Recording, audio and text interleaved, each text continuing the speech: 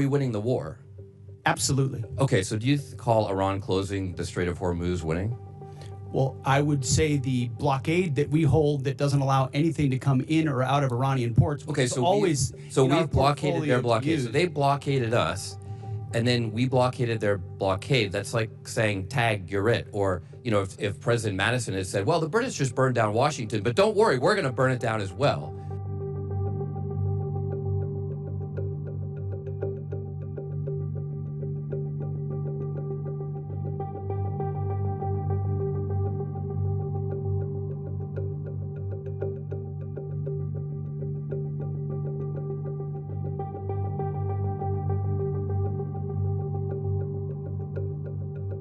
Department has looked at all aspects of this risk, and so then why because did you this send the department minesweepers, the only minesweepers we had in the Gulf, to Singapore weeks before the war started? We have lots of capabilities that you may or may not be aware of at the classified level.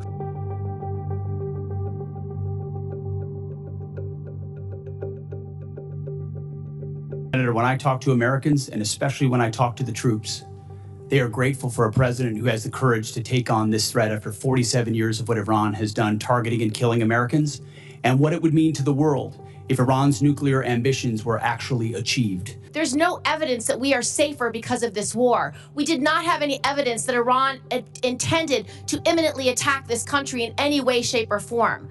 So I disagree with your assessment that we were under threat. Do you not believe them when they say death to America? Listen, our adversaries use rhetoric all the time.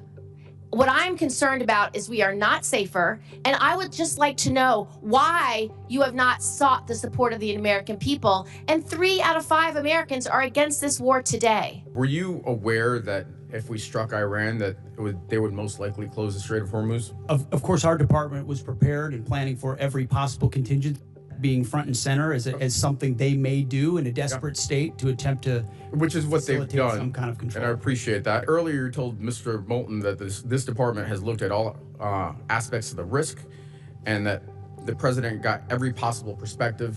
And then recently, you just said that the president did understand the risks and had the courage to undertake the endeavor nonetheless, and that's leadership, or words to that effect, pretty close. And so I just want to kind of give you the state of play right now. It's been 2 months of war. We have hopes for a resolution, but the war continues, really. Iran has closed the strait, and we've now gone in and blockaded their ports. 1/5 of the world's oil is unable to transit the strait, and the American people and the department are paying significantly more. And you also said that this is what the American people actually voted for. But actually, the American people voted for a promise not to get into Middle Eastern wars. And they voted for lower prices. And this is the exact opposite of what they got. The president ordered the strike.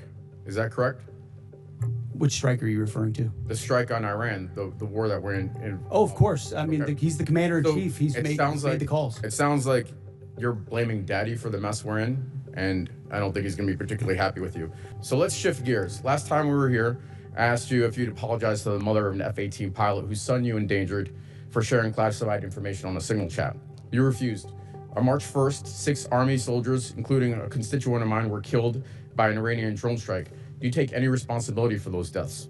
I was there at Dover when they came back. Of course, I take responsibility for every aspect of this mission. Well, I appreciate that, because you also complained about the fact that tragic things happen. The news makes it front-page news. The press only wants to make the president look bad. Is it about the soldiers, or is it about the president looking bad? It's not just the president who wants, or the media that wants to make him look bad. It's you. It's actually about the soldiers, and it's frankly reprehensible that you would make that statement.